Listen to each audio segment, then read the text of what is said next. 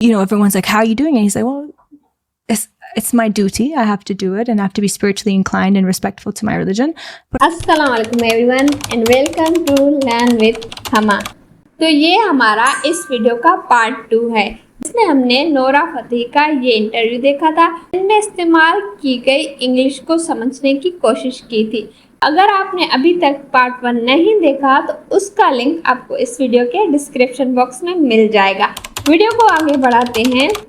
In the midst of all this, I feel more in tune, as you said, to my intuition, more in tune to my actions, my thoughts. That's the survival skills shield that people don't understand, because people are trying to practicalize and rationalize everything. But when you actually begin praying with your heart, you realize everything that it gives you, especially sure. if your ambition is huge. Especially if your ambition is huge. Listen, it's not just ambition, but it's that in the chaos of the world and whatever you're doing, I'm not saying I pray 5 times a day. There are sometimes I forget to, sometimes I'm too busy, sometimes I'd only do 2 or 3. It's a working progress for me.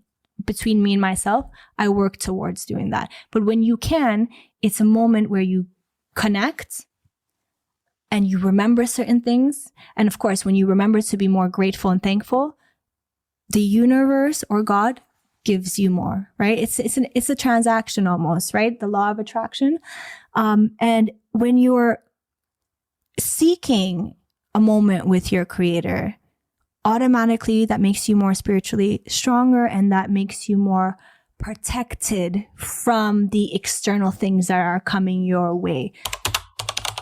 In the midst of all this, midst of all this, इसका मतलब होता है इन सब के बीच में। मतलब कि कुछ हो रहा हो, कोई काम चल रहा हो, कोई सिचुएशन हो रही हो, उसके बीच में कुछ और हो जाए तो आप इंग्लिश में कहेंगे मिडिस्ट ऑफ ऑल ऑफ दिस। मतलब कि इस सब के बीच में काम हो रहा था और उस सब के बीच में ये दूसरा काम हो गया, ये कुछ ऐसे हो गया, तो उसे कहेंगे मिडिस्ट ऑफ ऑल ऑफ दिस। के सिनोनिम्स हो सकते हैं अमंग, अमिड, ड्यूरिंग। इन सब का मतलब यही होता है कि बीच में। एंटोनिम्स हो सकते हैं आउटसाइड, अपार्ट फ्रॉम, मतलब कि इनसे दूर, इनसे अलग। तो एग्जाम्पल में आप कह सकते हैं in the midst of all of this chaos he remained काम। मतलब कि सब अफरा तफरी में वो खामोशी रहा।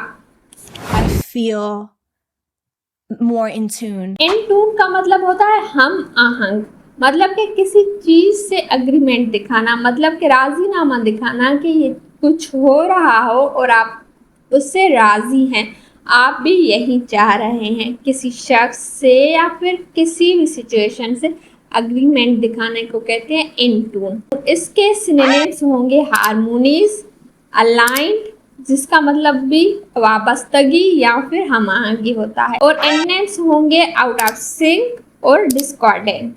एग्जाम्पल में आप कह सकते हैं she is in tune with her surrounding. That's the survival skills shield that people don't understand.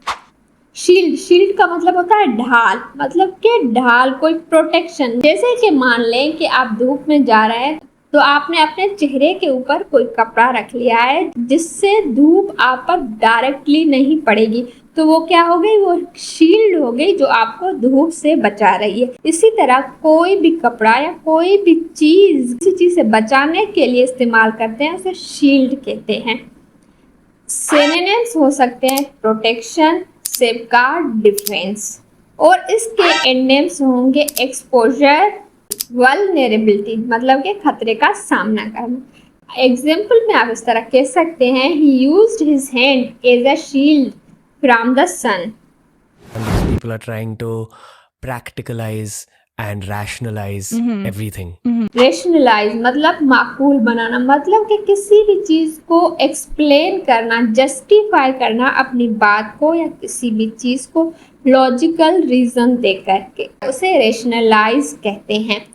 तो क्या होता है जब रिलीजन की बात होती है तो ज़्यादातर जो एक्टिविटीज़ है ना, उन्हें हम रेशनलाइज नहीं कर सकते। जैसे कि अगर मैं कहूँ कि आप लोगों की माली मदद करेंगे, आप उन्हें अपने पैसे देंगे तो आपके पैसे बढ़ेंगे। तो लॉजिकली ये बात मैं प्रूव नहीं कर सकती, क्योंकि अगर आप किसी को अपने पैसे में से या अपने पास जो भी है उसमें से दे रहे हैं तो वो बढ़ेगा कैसे, वो तो कम होगा। तो ज़्यादातर जो रिलीजियस एक्टिविटीज़ होते हैं वो हम रेशनलाइज नहीं कर सकते, उन्हें हम लॉजिकली प्रूफ नहीं कर सकते। तो इसी चीज़ के बारे में ये बातें कर रहे हैं। तो रेशनलाइज का मतलब आई होप आप लोगों को समझ आ गया होगा।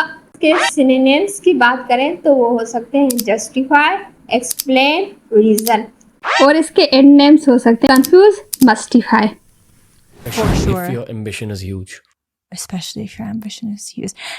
एम्बिशन का मतलब होता है ख्वाहिश। कोई भी आपकी स्ट्रॉन्ग डिजायर जिसे आप हासिल करना चाहते हैं उसे एम्बिशन कहते हैं। इसके सिनोनिम्स हो सकते हैं एस्पायरेशन, गोल, ड्राइव, और एंटोनिम्स होंगे अपैथी, इंडिफरेंस। और आप सेंटेंस में इसे इस तरह इस्तेमाल कर सकते हैं, her ambition is to become a doctor, उससे डॉक्टर बनने की ख्वाहिश है। In the chaos of the world. Yes का मतलब होता है अफरा तफरी, मतलब कि आपको समझ में ना आए कि क्या हो रहा है, कंफ्यूजन हो और सब अपने कामों में लगे हों, उसे क्यास कहते हैं। और इसके सिनोनिम्स हो सकते हैं डिसऑर्डर, टर्मोल, कंफ्यूजन, और एंटोनिम्स होंगे ऑर्डर और हार्मोनी। एग्जाम्पल में आप इस तरह कह सकते हैं द प्रोटेस्ट डिसेंडेड इनटू क्यास। It's a work in progress for me. Work in progress. Work in progress का मतलब होता है कि वो काम जो जारी है, अभी पूरा नहीं हुआ है, अभी काम चल रहा है। कोई भी चीज़ अगर आप सीख रहे हैं और अभी आप उस लेवल तक नहीं पहुँचे कि आप कह सकें ये काम ख़त्म हो गया, तो आप कह सकते हैं कि वर्क इन अ प्रोग्रेस है, अभी काम जारी है। जैसे कि आप इंग्लिश सीख रहे हैं तो अभी तक आपने पूरी इंग्लिश नहीं सीख ली, अभी तक आपका वर्क इन प्रोग्रेस है, अभी तक आप वो चीज़ सीख रहे हैं। कोई भी आदत अगर आप डालना चाहते हैं खुद में और अभी तक आप स्ट्रगल कर रहे हैं तो आप कह सकते हैं कि आपका वर्क इन प्रोग्रेस है, अभी तक आप में वो आदत नहीं डली, अभी तक आप उस पर काम कर रहे हैं। और इसके सिनोनिम्स हो सकते हैं ऑनगोइंग, डेवलपिंग, और एंटोनिम्स होंगे कंप्लीट, फिनिश्ड। एग्जाम्पल में आप कह सकते हैं the project is still a work in progress. Right? The law of attraction.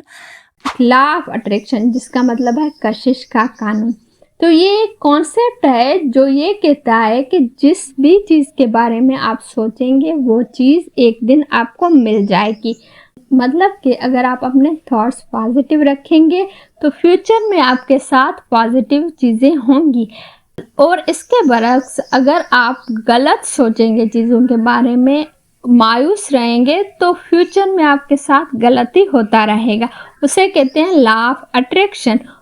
तो ये कॉन्सेप्ट कहता है कि कोई भी आपकी ख्वाहिश है जिसे आप दिल से चाहते हैं, जितना आप उस चीज़ के बारे में सोचेंगे आप उतना ही उस चीज़ के करीब होते जाएंगे। उसे कहते हैं लॉ ऑफ अट्रैक्शन। इसके सिनोनिम्स हो सकते हैं अट्रैक्शन थ्योरी, मैनिफेस्टिंग, और इसके नेम्स होंगे पेसिमिज्म, नेगेटिविटी, मतलब कि मायूसी, हर चीज़ में गलती सोचना।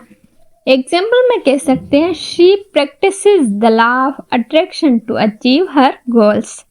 When you're seeking a moment with your creator. Seeking का मतलब होता है ढूंढना या किसी चीज़ की तलाश करना, और इसके सिनोनिम्स होंगे सर्चिंग, लुकिंग फॉर, परस्यूइंग, और एंटोनिम्स होंगे avoiding, ignoring. He is seeking advice from a mentor.